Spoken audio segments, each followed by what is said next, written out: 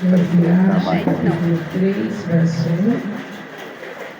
Não se preocupa com a chuva, irmão. Até a hora de nós ir embora, a chuva já foi embora. Aleluia! Aleluia! Vocês creem assim? Eu creio, Jesus. Irmãos, é uma alegria muito grande estar conhecendo mais um pouco de Deus, poder cantar, porque o Senhor, Ele mostra o início e o fim de todas as coisas, mas Ele não mostra o meio. Deus nunca vai revelar o meio. Ele sempre mostra o início e o fim de todas as coisas. E quando eu entrei aqui, eu pedi para que Deus me desse uma palavra revelada. E a gente que tem mania de pregar em muitos lugares, a gente tem alguns textos meio que decorados. Mas Deus não quer que a gente seja, irmãos, marionete. Nós precisamos ser instrumentos de Deus. Não é o nosso querer, é a vontade de Deus. Aleluia. E é tão de Deus esse Ademir da gravada dele, porque ele tem um xodó tão grande, é de Deus mesmo. Filipenses 1,6 fala, né? Aquele que começou a boa obra, ele é fiel para terminar. Talvez a gente olhe para a nossa história e fala assim, mas o que o Senhor fez na minha vida? Calma, igreja, ele ainda nem começou a boa obra. Aleluia! Aquele que é fiel, ele é fiel para concluir. Aleluia! E se estamos passando por tantas coisas, é tempo de lapidação. Quando nós estiver pronto, Ele nos leva para casa. Estamos em construção, irmãos. Aquele que levantar a mão e falar que não tem pecado, já pecou. É verdade, Deus. E não existe pecadinho, pecadão. Tem gente que é tanto santo que parece o quarto anjo da Trindade. Mas a língua é maior do que a gravata que o irmão ganhou. É tão santarrão que não sai das cabines pastorais para poder derrubar os pequenininhos. Jesus está de olho nesse povo.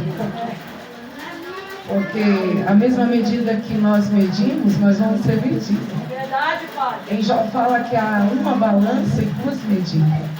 Em uma balança o Senhor, Ele mede as nossas obras. Em a outra balança Ele mede os nossos pecados. Por mais que nós tenhamos fraqueza, o Senhor conhece o nosso coração. Então é que nós possamos estar sempre em crédito com o Senhor. Eu quero aqui nessa noite, irmãos, agradecer a pastora Rosana pelo convite, a minha amiga, missionária Alexandre, eu falo Alexandre, glória a Deus, e conhecer a pastora Rosa, é uma honra, viu, pastor? Minha alma se faz jubilante a esta casa de oração. Aleluia! Que Deus te conserve, te dê graça, te dê saúde, renova as suas forças, porque eu costumo dizer, todos que Deus escolhe, Ele tritura tanto, Ele molha tanto, para quando olhar para nós, não ver nada de nós. Há uma moenda de Deus nas nossas vidas. Deus, Ele nos usa tanto para nos usar. E não adianta, irmão, quanto mais nós fugimos, mais nós se aproximamos. Sabe então como Deus trabalha? Eu não sei, irmão, nunca pedi nada para os céus, mas o Senhor me agraciou.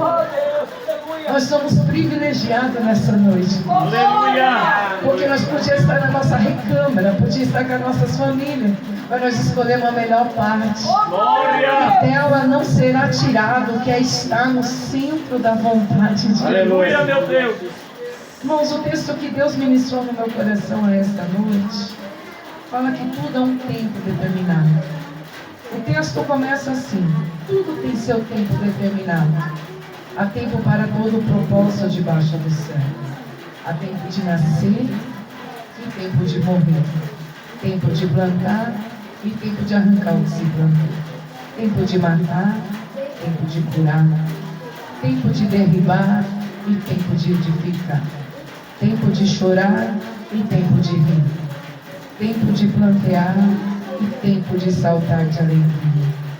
Tempo de ajuntar pedras e tempo de abraçar. E tempo de se afastar de abraçar. Tempo de buscar e tempo de perder. Tempo de guardar e tempo de deitar fora. Tempo de rasgar e tempo de coser. Tempo de estar calado e tempo de falar. Tempo de amar e tempo de ser aborrecido. Tempo de guerra e tempo. Aleluia!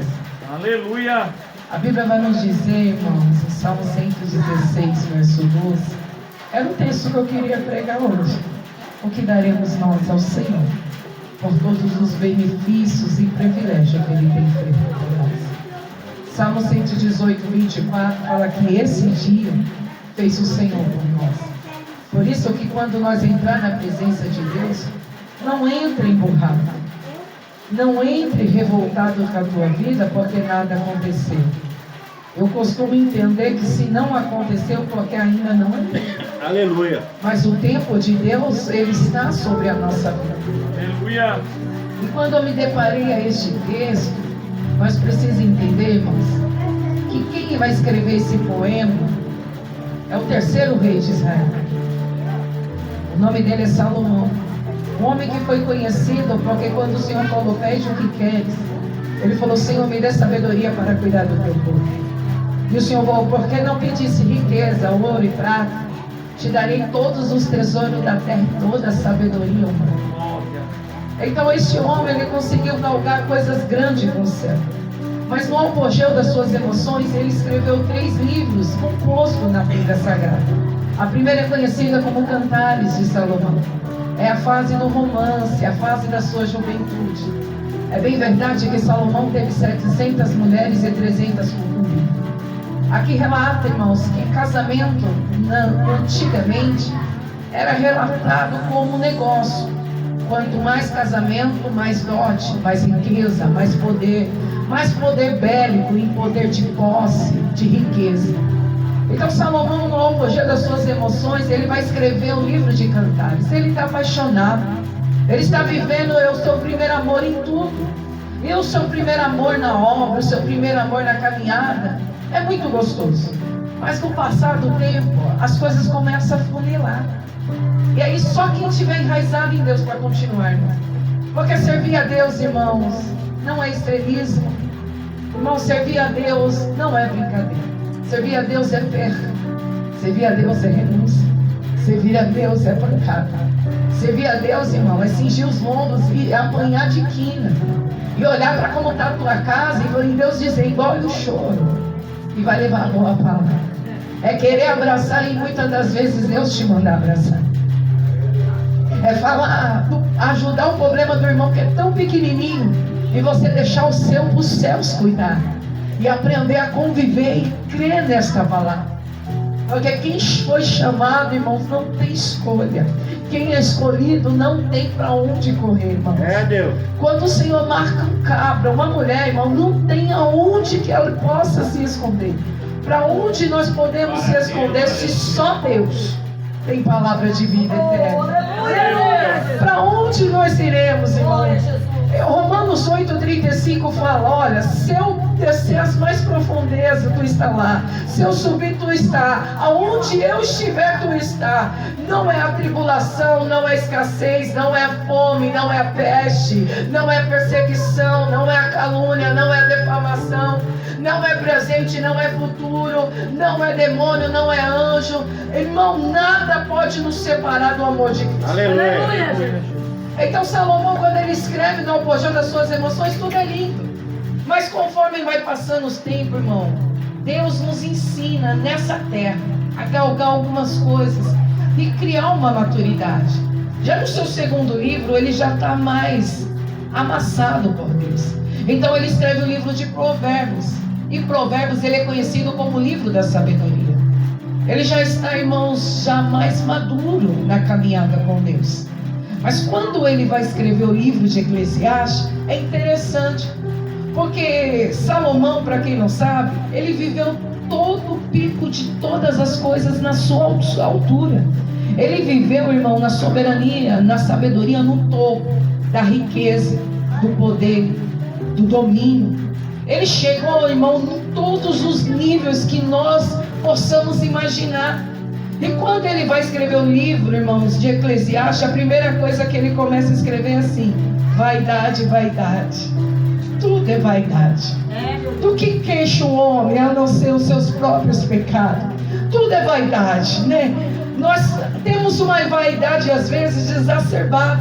E ele termina esse livro, irmãos, dizendo assim: olha, jovens, lembra do teu Criador no tempo da tua mocidade, antes que venham os anos e você já não tem mais prazer em servir a Deus.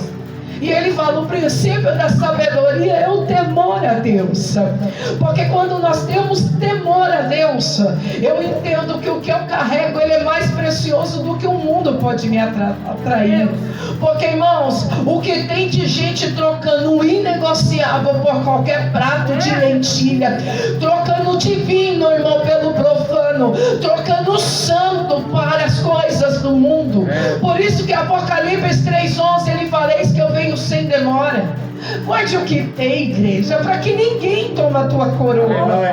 Quando eu falo para que ninguém toma a tua coroa, você precisa entender que não é destaque, não é cadeira de homens, não é honra, não é coroa na tua cabeça, mas é saber que a tua salvação em Deus. Apocalipse 2:10 ele fala: ser fiel até a morte, e morte de cruz, até que isso lhe custe a vida, irmão. Até que, irmão, todos te deixam, todos te abandonam, todos não entendem, não suportam o que os céus têm na tua vida. É a maior prova cabal que os céus te escolheu, porque quanto mais rejeição nós tem na terra, mais o céu se rasga em glória e poder. Quanto mais a terra te resiste, é os céus gritando e ecoando neste lugar: o céu te escolheu para uma grande obra. Aleluia! Então Salomão, ele está vivendo agora, irmãos, o período da vida tratada em Deus. Ele está vivendo o tempo da velhice, e ali ele faz uma reflexão. Ele está dizendo: tudo é vaidade. E no capítulo 7 de Eclesiastes ele vai dizer assim: é melhor ir no dia de um luto do que em uma casa onde há festa. Porque no luto a gente perde quem ama, e o coração sangue para quem já perdeu quem ama, né, pastora? Não tem palavras de consolo, e tempo não resolve nada. Você aprende a conviver com a dor, você aprende a conviver com as pancadas da vida, e você começa a ficar mais manso, você começa a ficar mais tratado em Deus, você começa a dar mais valor para as coisas simples, e deixa de besteira dessas coisas de grandeza. Porque quando a gente olha para Jesus, um homem tão meigo, um homem tão simples, ele fala: aprendei de mim que sou manso e humilde, e terei descanso para o vosso coração. Seja simples, Aleluia, como a pomba, mas prudente como a serpente. O meigo nazareno passava, ninguém sabia o quanto ele carregava, mas quando ele abria a boca, a ciência, o poder, o desejável das nações se revelava através de Cristo. aleluia. Então o Senhor, ele nos ensina. Com o tempo, irmão, a gente começa a mudar nosso pensamento. Coisas que antes nós fazíamos importância, nós vemos que tudo é vaidade. Às vezes queremos coisas por status, para mostrar para o outro que está bem. Quer ver a maior mentira, irmão? É redes sociais, está todo mundo bem, irmão? Ninguém é feliz 100%. A vida do cristão é altos e baixos. Tem hora que Deus nos leva a zero para provar o nosso coração. E às vezes você fala: Deus conhece carrasco. Não, Ele castiga e açoita todos quanto ama. Se Ele está tratando nós, irmão, é porque Ele quer exaurir algo de bom em nós. Aleluia! E às vezes passamos prova que a nossa casa não suporta. Às vezes passamos guerra que ninguém sabe o que estamos passando. Há guerras na mente, há guerras, irmãos, que só você, Deus, sabe. Nem o teu cônjuge sabe, nem as pessoas que convivem com você. Mas essas guerras te habilitarão a guerras futuras, a chegar a níveis maiores, se você conseguir romper em fé. Porque, irmão, Tiago 4:7 fala: sujeitares a Deus, resistir o diabo e ele fugirá de vós. Se você suportar o que você está passando e entender: eu passo por isso porque tem algo dos céus na minha vida. Aleluia. Porque o inimigo, ele não vai atacar tão veemente alguém que não tem nada do céu para ofertar, igreja. Se você tiver tudo bem na tua vida, eu ficaria preocupada. Porque a nossa vida, irmão, é perca. A gente perde para ganhar. A gente sofre para ganhar. Sabe tu como Deus trabalha? Eu não sei. Mas só sei que em 1 Coríntios, capítulo 1, verso 27, Paulo foi muito cirúrgico quando ele disse que Deus escolhe as coisas loucas e desprezíveis deste mundo para aniquilar as fortes. Ele escolhe os que não são para confundir os que são. Glória! Quer entender a matemática de Deus, irmão? A gente engole. Sabe por quê, irmão? Porque ninguém investiu em nós, mas os céus investiu pesado. Aleluia, meu Deus! Mas olha para nós e fala: Senhor, o que tu viu em mim? E ele fala: o que eu coloquei em você florescerá ao meu tempo. Aleluia! Há uma graça de Deus nessa casa. Há um quebrantamento de Deus neste lugar. Deus te trouxe aqui para dizer que ainda há esperança, irmão, para a árvore que foi cortada, porque o cheiro das águas ela volta a florescer. Eu quero ver você ser ousado como Abacuque e dizer: Senhor, ainda que a figueira não floresça, ainda que não haja fruto na vide, um produto da oliveira minta, ainda que não haja mais gado no arraial, eu todavia me alegrarei ao Senhor e exultarei o Deus da minha salvação. Irmão, orar e vir para o culto e louvar e ter oportunidade quando tudo está bem, irmão, isso é hipocrisia. Eu quero ver você dar o teu melhor culto quando tudo está de ponta cabeça. E você está como Jó: eu sei em quem eu tenho crido. Eu sei que o meu Senhor se levantará ao meu favor. Eu sei em quem eu tenho crido. Eu sei aonde está a minha esperança. Não está em homens, está em Deus que fez os céus e a terra. Aleluia! Aleluia, Deus! Mas você perdeu tudo. Não, tudo que o Senhor me deu, tudo o Senhor tomou. Nem o adversário foi credenciado. O Senhor me deu, o Senhor tomou. Bendito é teu nome. Eu saí do ventre da minha mãe, eu vou voltar para lá. Se eu tenho alguma coisa é para a glória de Deus. Ele disse: eu ouvia falar, agora eu te conheço porque eu caminho contigo. O Senhor não se revelou a ele na riqueza, o Senhor se revelou a ele quando os amigos foram embora, quando perdeu tudo, quando não tinha mais esperança.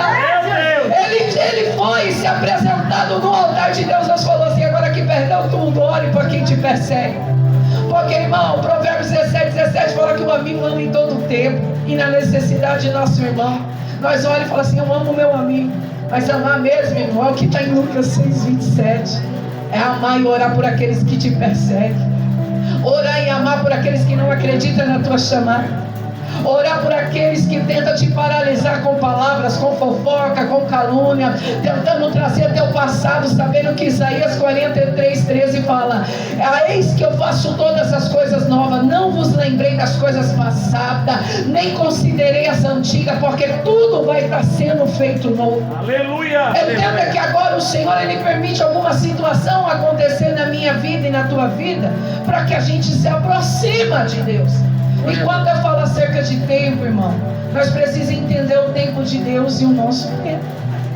Ok, irmãos, quando a gente tem uma cronologia de dia, meses, horas, anos, semestre, bimestre, nós estamos falando de uma cronologia de tempo de 24 horas.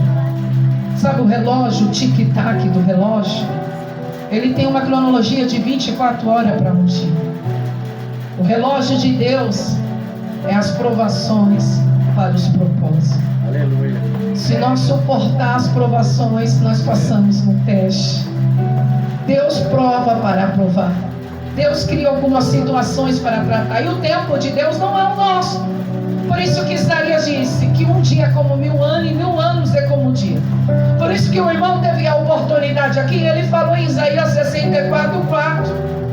Que desde a antiguidade nunca se percebeu e nem com os olhos se viu um Deus que trabalha para aqueles que o amam e o esperam. Aí Deus trabalha desde a antiguidade, antes de mundo ser mundo. Por isso que Paulo disse em 1 Coríntios 2:9 que o que Ele tem preparado para nós, os nossos olhos não enxergam, os nossos ouvidos ainda não conseguiu ouvir, nem sequer subiu o coração, é muito maior do que a nossa limitação ótica, nossa entendimento, é muito fora da nossa caixinha. O que Deus tem para nós, nós queremos coisas mínimas, e os céus têm uma imensidão de história para mim e para a tua vida. Glória! Então entenda que o tempo de Deus não é o nosso. E aí você precisa entender, e pode até se frustrar, ele prefere que você se frustra para te tratar, ou nos ferir para não nos perder. Porque muitas das vezes nós conhecemos o mundo, quem serve a Deus, conhecemos o câncer, conhecemos a porta fechada. Mas o Deus que nós servimos também anda sobre mar. Ele também se apresenta de porta fechada e faz viver o que nunca viveu com portas abertas. Esse é o Deus que levanta o morto em 3 dias e diz: Lázaro, vem para fora. Esse é o Deus que entra em cenário que ninguém é capaz. E se o mar não se abrir, ele anda sobre as águas para acalmar a tempestade. Mas que ele faz porque ele é o Senhor do tempo. É o Senhor gritando dos céus o Kairos dele, dizendo: o meu tempo ainda não se cumpriu na tua história. Aleluia. Aí você entra em crise existencial porque brigou, porque a porta fechou, porque perdeu o emprego, porque bateu o carro. Onde estava o Senhor, Pai, que não viu isso? Aonde estava o Senhor quando eu fui traída? Aonde estava o Senhor quando se esqueceram de mim? O Senhor falou: eu ainda estou no centro da vontade do Pai. Ele não vai vir na nossa crise, ele não vai vir no nosso berreiro. Ele vai vir no tempo certo e na hora certa. Aleluia, Deus. No momento certo. Se ele trabalha desde a antiguidade, pensa eu e você que não vai ser o lindinho fofinho de Jesus, que não vai sentar nesse banco e vai ficar, me dá, que papai vai dar. Vai não, irmão. Nós temos que trabalhar pro reino, viu? Provérbios 6,6 fala: ó preguiçoso, vai aprender com as formigas. Não precisa ter líder, simplesmente vamos pôr a mão na obra e trabalhar. Aqui o reino é Jesus, aqui não é competição, é reino. Aqui não é estrelismo, aqui é cruz. É toma a tua cruz e siga-me. Toma a tua cruz. Tu me ama? Então toma as tuas cruzes e segue-me. Aleluia, meu Deus. Então entenda que o Senhor está nos ensinando o tempo. E tudo começa, irmão, quando Israel vivia altos e baixos. E a Bíblia vai nos dizer, irmãos, que começou com Abraão.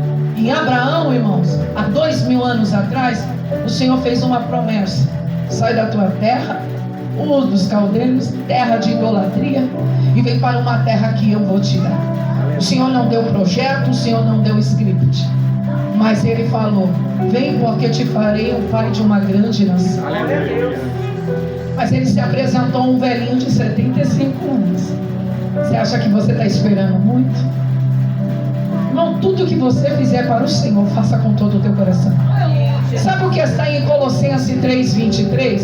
Tudo quanto vier, faça com o teu coração, com a tua alma e o teu entendimento como para o Senhor. Mas missionária, o meu patrão aí, trabalha lá no seu trabalho como se você estivesse trabalhando para o Senhor. Aleluia. Vem na obra do Senhor, não se preocupe se vai vir Pedro, Tiago e João. Jesus não vai faltar no culto. Dê o seu melhor nas condições que você tem. Eu lembro quando eu comecei com a pastora Rosana, irmão. Era uma garagem. De repente virou uma igreja, irmão. Deus preparou tudo. Depois abriu outra. Mas aí, irmãos, Deus criou caminhos. Rosana foi para um lado, eu fui para o outro. E a obra continuou, porque a obra não para. De repente, a pastora Rosana estava vindo um ponto de pregação na casa dela, abrindo a porta da casa dela. Por quê, irmão? Porque foi marcado, e quem é marcado não consegue mais viver de balde. Quem é marcado por Deus, irmãos, conhece a fonte. Quem conhece a fonte não fica mais carregando o balde. Aleluia, meu Deus. A fonte, irmão, vem do trono, emana em nós e transfere. Vive isso comigo, igreja, sem hipocrisia. Como pode nós, tão pequenos, tão errantes, cheios de fraqueza, um Deus tão grande habitar aqui dentro? Aleluia! Você é privilegiado, irmãos. Nós temos o Senhor ao nosso favor. Aleluia! O Senhor fez a promessa a Abraão com 75 anos. Mas ele é como nós. Quer ensinar Deus a trabalhar. Não quis esperar os 25 anos. E Ismael veio. E muitas das vezes nós sofremos porque nós queremos fazer do nosso jeito. Meu Deus. Porque nós não entendemos que o tempo da espera é o preparo. Sabe quando Jacó deitou numa pedra, ele via anjos subindo e descendo? Era o céu dizendo: anjo voa, ele não sobe escada. Não bula etapa, não bula processo. A missionária, mas eu sou tão pequenininho, eu nem sei falar. Quem nasceu pronto? Quem nasce pronto é monstro. Vai pequenininho, vai na tua força, mas não para. Você tem Jesus, vai na tua força, irmão. Não importa como começa, o importante é como vamos terminar. Apocalipse 20:15 vai nos dizer: se o meu nome, o teu nome não estiver no livro da vida, irmão, que adianta ganhar o mundo e perder a salvação? O que adianta, irmão, galgar tudo que a terra nos atrai e perder o céu? Estamos de passagem, irmão. Não faça aqui tua morada. Aleluia. Por isso que o Senhor nunca deixou o povo no deserto fazer casa. Era só cabana. Era os céus gritando, dizendo: é passagem. Não ponha o teu coração. Por isso que o Senhor nos ensina, irmãos. Efésios 6:6. Tudo quanto fizer, faça com amor, igreja. Põe o teu coração naquilo que você faz. É pequeno, mas o pequeno cresce, pastor. Glória. Ninguém começa grande, irmão. Tudo começa de pequenininho. E não importa quantas vezes nós temos que reconstruir. Não importa quantas vezes vai quebrar. Miqueias 7:8 falou: inimiga minha, não acelere o seu cair. Porque tornar-me levantar. E se eu tiver em treva, o Senhor é minha luz. O Senhor está disposto a te levantar, irmão. Por isso que Provérbios 18 fala: aquele que confessa o teu pecado e deixa, Deus muda a história. Mas aquele que encobre nunca mais prosperará. Meu Deus! Então entenda que o tempo, irmãos, vai direcionando.